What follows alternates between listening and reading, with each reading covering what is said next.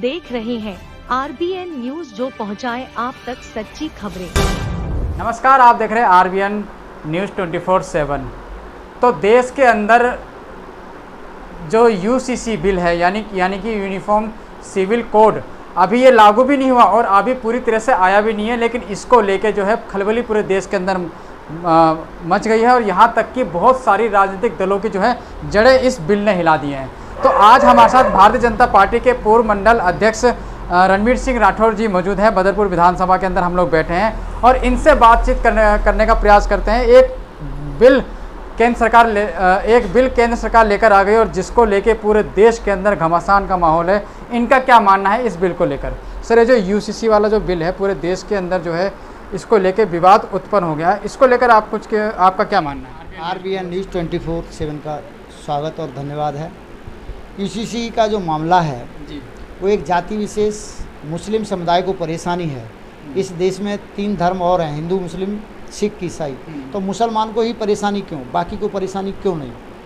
मुसलमान चाहता है कि एक छत्र अपना राज्य कर लें और ये भारतीय जनता पार्टी की सरकार है, मोदी सरकार है, इसमें उनकी चलेगी नहीं।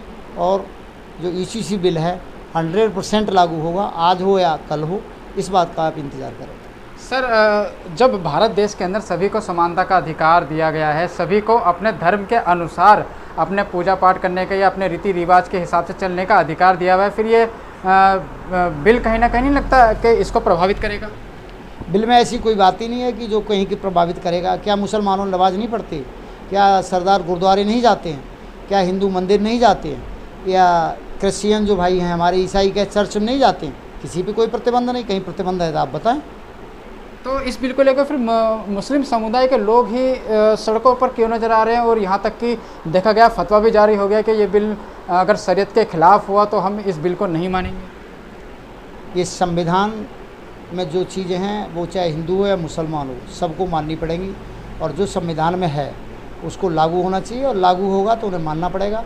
अगर उनके और धर्म के खिलाफ नहीं है ये कानून। धर्म के हिंदू क्यों नहीं विरोध कर रहा? सरदार जी विरोध क्यों नहीं कर रहे? ईसाई विरोध क्यों नहीं कर रहा? मुसलमान क्यों कर रहे? ये सिर्फ राजनीति कर रहे हैं और कुछ नहीं कर रहे हैं।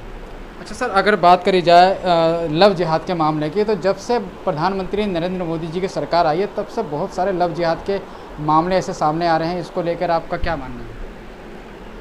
देखिए, इसमें अगर स्पष्ट बात कही जाए तो ये है कि कहीं ना कहीं जो हिंदू महिलाएं हैं, लड़कियां हैं, ये गलत हैं और वो गलती का दुष्परिणाम बरतती हैं। कई जगह उनके टुकड़े कर दिए जाते हैं, कई जगह उनका साथ कई लोग मिलकर रेप करते हैं।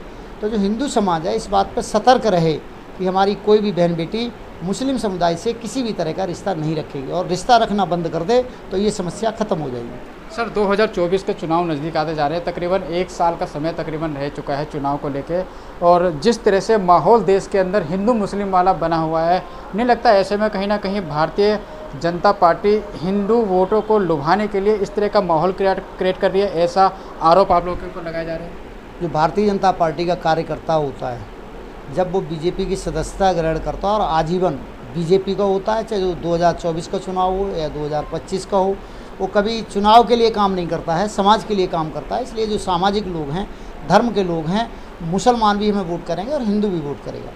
तो सर, 2024 को लेकर क्या कुछ कहना चाहते हैं? क्या भारतीय जनता पार्टी तीसरी बार सरकार बना रही है, नरेंद्र मोदी जी की वापसी हो रही है, या फिर कहीं ना कहीं जो विपक्ष एकजुट होता जा रहा है, जो महागठबंधन बन रहा है, वो कहीं ना कहीं मोदी जी को प्रभावित करेगा? पिछली बार से इस बार ज़्यादा सीटें आएंगी और पूर्ण बहुमत की सरकार बनेगी। और जो गठबंधन कर रहे हैं वो सिर्फ इसलिए संगठित हो रहे हैं कि उन्होंने समाज के लिए, देश के लिए, जनता के लिए कुछ किया नहीं, और किया नहीं तो उन्हें जनता ज़रूर नकारेगी। और जब चुनाव आएगा तो आप देख लेना कि पहले से ज़्यादा सीटें आएंगी और पूर्ण बहुमत की सरकार होगी। सर, दिल्ली सरकार अपने अधिकारों की लड़ाई को लेकर सुप्रीम कोर्ट पिछले 8 साल से लड़ाई लड़ रही थी, लेकिन उनके 8 साल की लड़ाई को भारतीय जनता पार्टी ने 8 दिन के अंदर ख़त्म कर दिया। यहाँ तक कि जो सुप्रीम कोर्ट का आदेश था, एक अधिकार दिल्ली सरकार को दिया था सर्विसेज का, वो भी आप लोगों ने एक अध्यादेश के माध्यम से वापस ले लिया।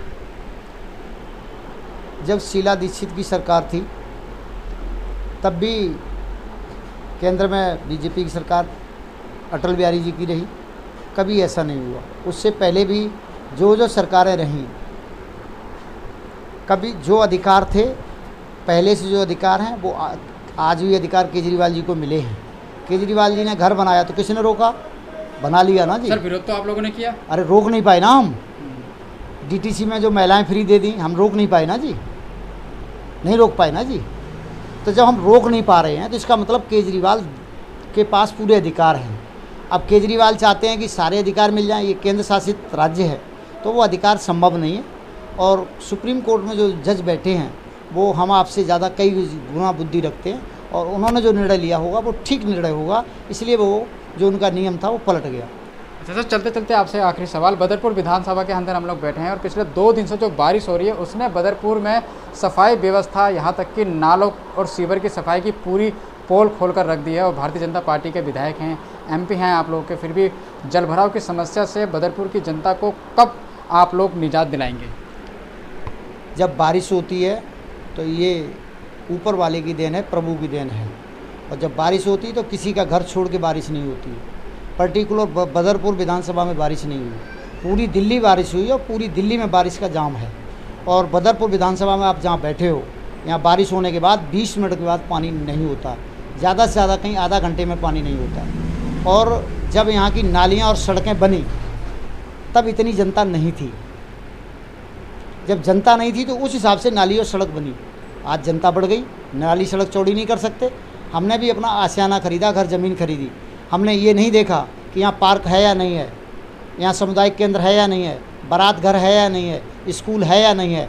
हमने ये सोचा कि कैसे ही हम 10 गज 20 गज जगह ले लें, हमारा किराएदार के नाम से नाम हट जाए। और उस परिस्थिति का किसने देखा? किसी ने नहीं देखा, हमने नहीं देखा, आपने नहीं देखा, इन्होंने नहीं देखा। आज लोग जो ड्रामा करते हैं कि ये है, पानी ऊपर से बरसा, छतरी लगा लो, रोक लो, किस में हिम्मत है? रोकने की आप में क्षमता नहीं है।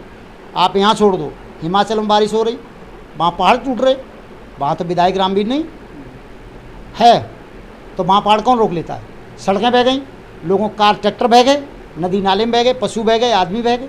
तो ये ऊपर वाले की देन है, जो ऊपर वाला बारिश करता है तो पानी आ जाता है। हाँ, अगर कहीं पूरे बदरपुर विधानसभा में बारिश होने के बाद 5 दिन पानी या 3 दिन खड़ा रहा या 2 दिन खड़ा रहा, 1 दिन खड़ा रहा, तो बताओ भाई, रामवीर जी से बात करेंगे कि आपने ऐसे क्यों सफाई करवाई जो 5 दिन तक पानी खड़ा निकलता नहीं? कोई एक गली, रामवीर जब से विधायक बने 10,000 से ज़्यादा गली सड़क नाली बनवाई, 23 पार्क बनवाई, 160 ट्यूबवेल लगवाई। ठीक, अब ये जो अपना बदरपुर मीठापुर से लेके और जैतपुर तक रोड डेंस कारपेट करवाया, कनाट प्लेस की तरह करवाया, और आप फिर भी कहते विकास नहीं। आप देखिए, आप 1 किलोमीटर लंबा नाला बनाओ, वहाँ पानी निकल रहा, वहाँ जल भराव नहीं। आज जो नाले का उद्घाटन रामवीर सिंह विदुड़ी जी के द्वारा किया गया है, कितना प्रभावित ये रहेगा, और कितनी पानी की जो सीवरेज का जो पानी है उसका कितना समस्या का समाधान हो जाएगा इससे? पहली बात, हमारे यहाँ नहर पार कहीं सीवरेज है ही नहीं। हमारे यहाँ ओपन नाली हैं, कोई नाला कवर्ड है, कोई एक आध नाला कवर्ड है, बाकी सब ओपन है।